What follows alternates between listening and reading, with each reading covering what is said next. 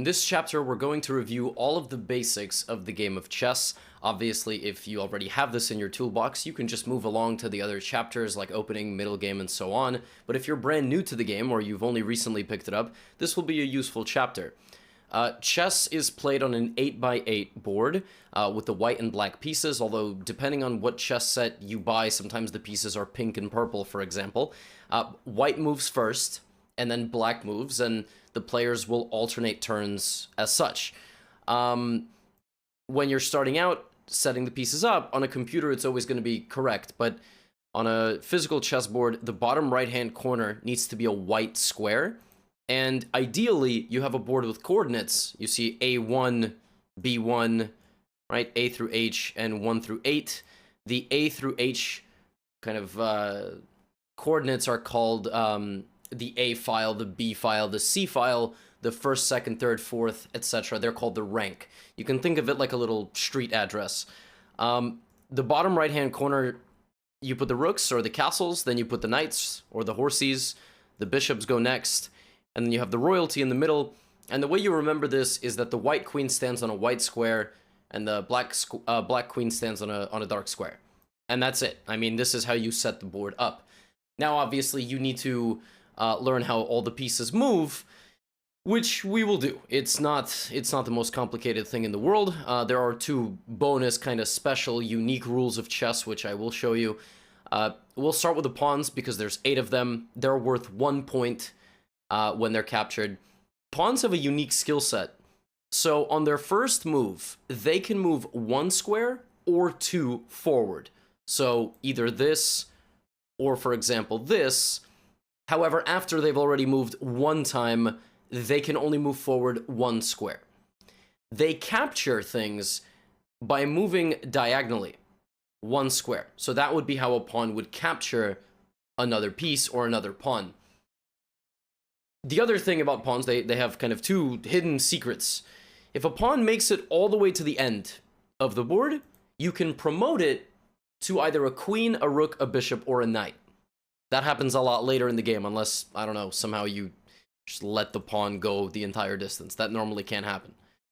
And the last thing is a little rule of chess called en passant, which is when a pawn can capture an enemy pawn by not physically capturing it. You say, Levy, I want a refund.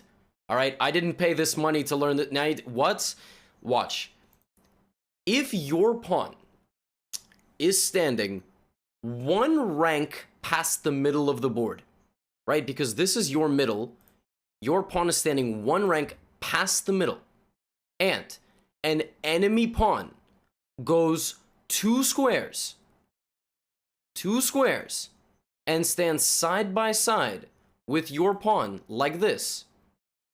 For this move, and this move only, you can take the square behind that pawn. That is called en passant. It's called taking the pawn in passing, and the pawn disappears. If you wait 1 move, you cannot do that anymore. Only for this move can you take that pawn en passant. Listen, hang with me. It's very unlikely these opportunities happen in games, and you don't have to take, right? You don't have to capture if the opportunity presents itself. But it is my responsibility to tell you all the rules of the game. Pawns have a unique skill set. We back all the way up and go to, let's say, the knights next. The knights are worth 3 points, and they move in a very unique way. They move in little baby L shapes. That means up 2 and over 1, or 2 to the one side and then up 1. So, for example, this knight can go up 2 and over 1, and the knights can jump over pieces. So the knight can just go like that, for example. The enemy knight would go here. Then the knight would go here, because that would be 2 and 1. That would be 2 and 1, and 2 and 1, and 2 and 1, and so on. Bishops are also worth 3, although there is some debate. Like, some people think they're 3.5, but just consider them equal with knights for now. Bishops move diagonally on their own color, so that would look something like this, and the bishop can come out here, and now has this kind of vision. Okay, now, of course, you can't capture your own pieces, so you cannot go there, but you can go on the empty squares. Okay? So far, so good. Rooks. I'm going to do some weird stuff here just to kind of show you how rooks move. I'm going to put the rook in the center of the board. This is not actually how games begin, but hang with me. Rooks move left, right, up, and down.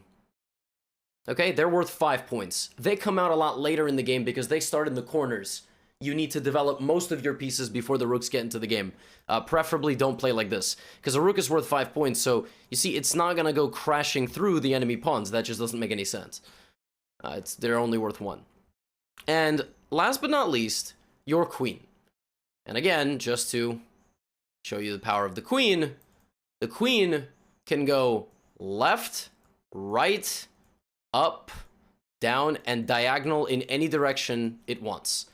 That is why the queen is worth 9 points. Now, it combines the power of a rook and a bishop, which is 5 plus 3, but for some reason it gets a bonus point. I don't know, maybe it has a nice fancy hat that the other pieces don't have. But that's basically it, and the queen is 9, and obviously it's the most powerful piece.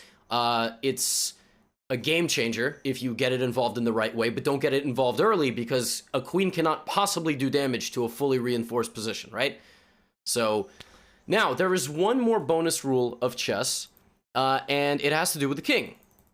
The king can move on its own in any direction 1 square.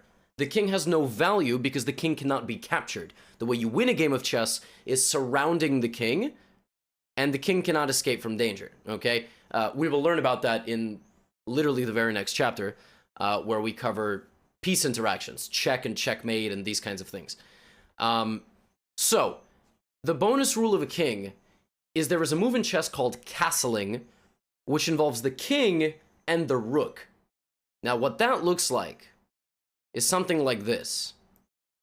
Once the king and the rook see each other, okay, they see each other, you've removed the knight and the bishop, or on the other side of the board, the knight, the bishop, and the queen, you've removed them, and the king and rook can see each other. That would be long castling, and this would be short castling. Now, you can do something called castling, which is when the king goes 2 squares and the rook hops over and stands right next to the king. If you're playing on a physical board, you literally slide the king over and put the rook next to the king. But online, you just slide the king either to the square or even hover it over the rook. This is only allowed if the king and the rook have not moved yet, either or. If the king has moved, the king can't castle. If the rook has moved, you can't castle to that side. You could still use the other rook. And the king cannot castle out of danger or through danger. So what does that look like? Well, if the king is under attack via a check, you can't castle out of danger. That's just the rule. And last but not least, the one that's a little bit harder to understand sometimes, just going to show you here. You see how the bishop from a long distance controls that square? You can't castle, because you would be moving your king through danger. So you cannot castle through check. When you play online, these things happen for you. The machine does not let you do that. It doesn't let you put yourself in danger. Over the board, it's harder. People forget all the time. People castle the wrong way. They castle when they've already moved the king and rook. So just be vigilant. Some people castle the queen. The queen cannot be castled, but they do it anyway. This is it. These are the absolute basics. In the next chapter, if you're a beginner, you should 100% look at the next chapter, because it will teach you to understand the dynamic of all the pieces, how they all interact, the empty squares and the physical pieces and the presence of them. And that's basically it. But I included this chapter because it would be useful for brand new players and players who are just new to the game in general. All right, let's keep it rolling.